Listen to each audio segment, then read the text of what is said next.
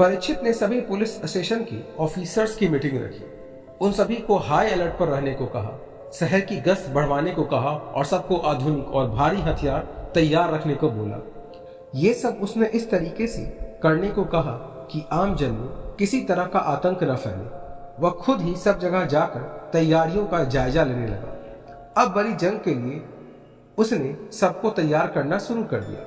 उधर बीच बीच में वो महुआ से भी पींगे बढ़ाता रहा ताकि उसे कोई शक न हो। ऐसे ही एक थाने की गश्त के बाद जब वो ऑफिस लौट रहा था तभी उसकी गाड़ी का टायर पंक्चर हो गया। परीक्षित झुंझला उठा कि ऐन समय पर उसकी गाड़ी के टायर को क्या हो जाता है।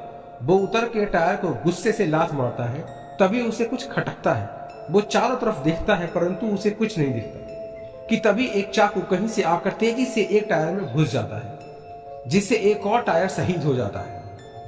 परीक्षित ने अपनी पिस्तौल निकाल ली और वो चौकन्ना होकर चारों तरफ देखने लगा।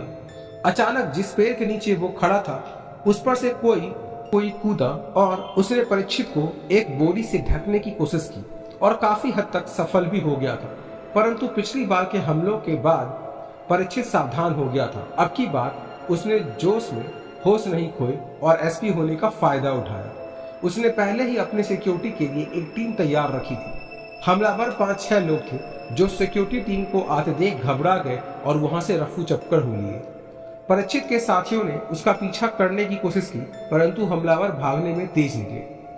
शहर एसपी को किडनैप करने की काफी तैयारी के साथ आए थे, तो योजना खराब होने की सूरत में भागने की तैयारी भी की थी और भागने में वो कामयाब भी रहे। परीक्षित के साथियों ने परीक्षित को संभाला, उसे बोरी में से निकाला और सांसें दुरुस्त होने के बाद वो सब वहां से निकल गए।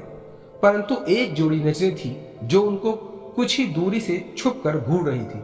सड़क बहुधा सुनसान ही थी और जो इक्का दुक्का लोग वहां थे उनके लिए यह कोई बड़ी घटना न थी बल्कि रोजाना घटने वाली घटना थी। उन नजरों के भाव कुछ अलग थे। वैसे उसमें कोई भाव न थे परंतु आने वाले तूफान की सुगबुगाहट थी उन नजरों में। मैं सच कह रहा हूँ सेठ, हम उस पुलिसिये को बटोरने जरूर गए थे पर वहां पे कोई और पार्टी भी थी जो उसको उठाने आई थी।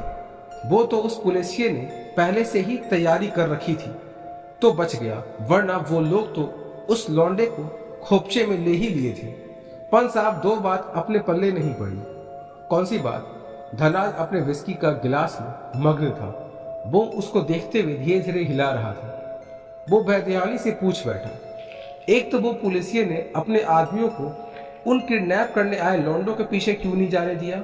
क्योंकि अपन साफ देखा था कि वो चाहते तो उसके भीतर सीतापुरी डाल सकते थे, परंतु एसपी की खराब हालत देखकर उनको रुकना पड़ा। उस आदमी ने सर के पीछे हाथ फेरते हुए कहा। धनराज का ध्यान अभी भी गिलास में था परंतु उसका हाथ रुक गया और माथे पर बड़ी बड़ी सिलवटें साफ चुगली कर रही थी कि कुछ तो है जो उसको थोड़ा थोड़ा समझ आ रहा था। और दूसरी बात, धनराज के सुर बदल गए थे। उस आदमी ने फिर बताया, उस लौंडे की एक गर्लफ्रेंड भी है जिसे मैंने कुछ दिन पहले एक रेस्टोरेंट में उसके साथ खाना खाते देखा था। वो वहां छुप छुप कर उस पुलिसिये को ही घूर रही थी साहब, पर सामने नहीं आई। धनराज की आंखें सोचने के अंदाज में सिकुड़ गई। अगर 2 + 2 36 होते हैं तो जो वो समझ रहा है वो सही था।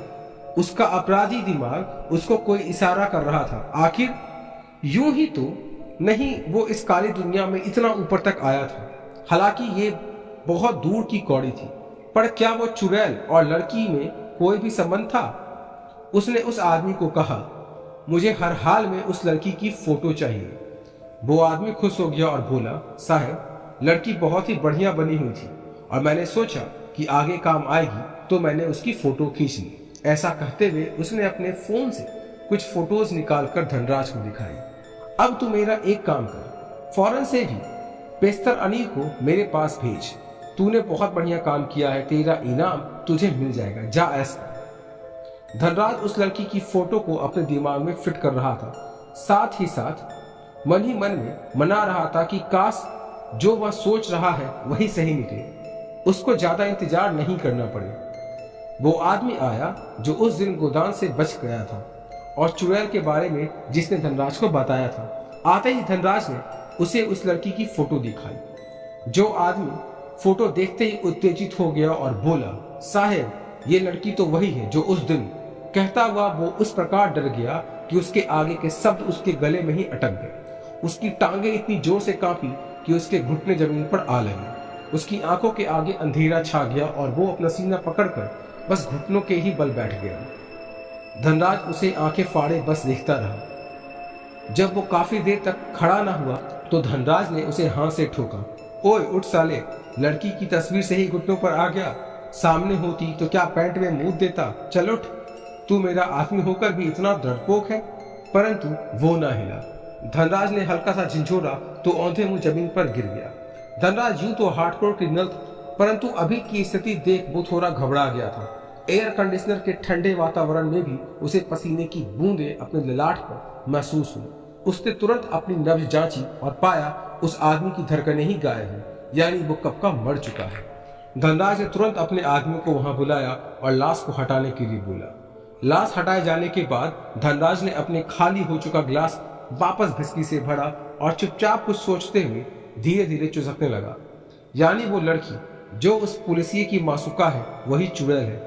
यानी मेरा शक सही है। उस दिन गोदाम में उस चुड़ैल ने उसे इसलिए नहीं मारा क्योंकि वो उसे पसंद करती थी। इंसानी रूप में वो ऐसे दिखती है।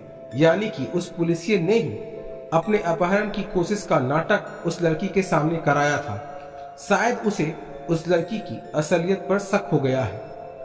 वो लड़की जो देखने में एकदम छुई मुई सी है, वो एक बहुत ही शक्तिशाली चुड़ैल या उस कलराज तांत्रिक के हिसाब से देवी है, जो अभी इंसानी शरीर में है और जिसे उस परीक्षित पुलिसिये से प्यार हो गया। मेरे बेटे सोमित की उस दोस्त ने जो बताया उस हिसाब से तो उसी चुड़ैल ने मेरे बेटे को भी मारा है। शायद उसका दिल आ गया था उस लड़की पर और उसे उसके चुड़ैल रूप का पता न था। फिर जब उसने उसे पाने की कोशिश की होगी तब वो उसके हाथों मारा गया होगा। यानी सारे फसाद की जड़ ये लड़की ही है। मुझे इससे बदला लेना है, इसको खत्म करना है, परंतु कैसे? उस पर तो गोलियों का भी कोई असर नहीं होता। पर एक मिनट, असर कम होता है पर होता जरूर है। अगर उसको भारी हथियारों से गोलियां मारी जाए और लगातार मारी जाए तो असर जरूर होगा। फिर मैं इस तांत्रिक के भरोसे रहूं या खुद ही कुछ करूं? नहीं, इसे तो पता नहीं कितना टाइम लगेगा। मैं इतना इंतजार नहीं कर सकता। तांत्रिक जो करे सो करता रहे, मैं उस चुड़ैल को नहीं छोड़ूंगा। फिर मुझे उस पुलिसिये से भी तो अपना हिसाब चुकता करना है।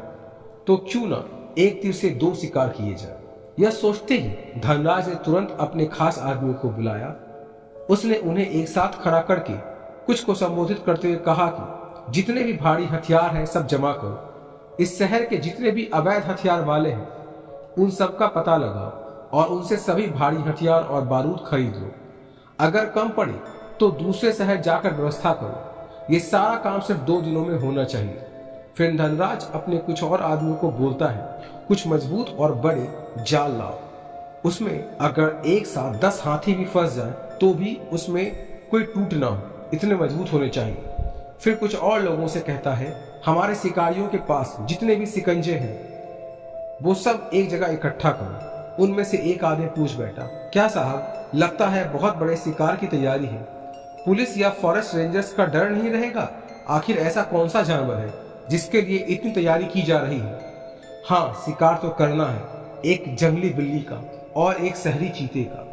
और रही बात रेंजर्स की, तो यह शिकार ऐसी जगह होगी जहां कोई आता आता नहीं। तो रेंजर्स आएंगे भी तो क्या करेंगे? और पुलिस को तो मैं रोकूं। अरे, जब गन्स हमारे हाथों में होगी तो हम क्यों डरे? और इतना कहकर धनराज पागलों की तरह हंस रहा था और उसके आदमी उसे इस हालत में आंखें फाड़े देखते रहे। सब सोच रहे थे कि आखिर कैसी बलाएं होगी वो जिसके लिए इतने विध्वंसक हथियार मंगवाए जा रहे हैं।